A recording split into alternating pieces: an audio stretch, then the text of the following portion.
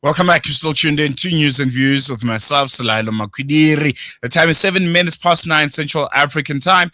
And this part of the show is probably brought to you by our good friends at Africa Muslims Agency. And it's about that time. It's about the hashtag Fired Up part of the show. This part of the show where we get you excited, get you motivated, we get you energized for the day that is coming up. And we're going to be doing that with AMA CEO Hafiz Imraan Choonara. He's a personal excellence mentor and he's also a personal excellence coach. And he's going to be talking to us about a very, very interesting topic on this episode of Hashtag Fired Up. He will talk about how there's never been a statue erected for a critic.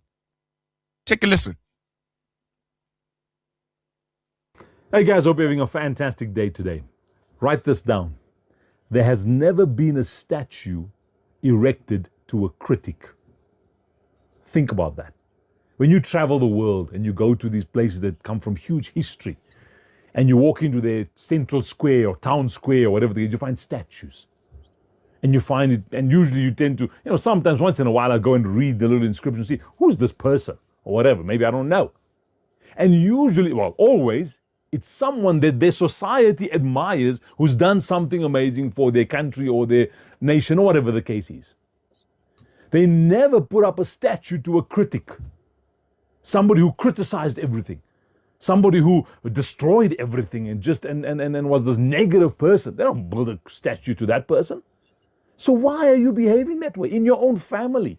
Are you the critic of your family? And then when you die, they're not going to build a statue to you. Now, I'm not talking about a statue. They're never going to remember you or talk well of you.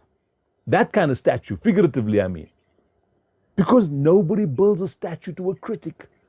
Nobody wants to. Do you want someone around you all the time that's constantly finding fault and looking for your gaps and criticizing everything you do? So remember that statement. There was a sign on a door once that said, "Come in without knocking. Leave the same way." Now think about that. There was a sign on the door, someone's door, says, "Come in without knocking." So it's an open door.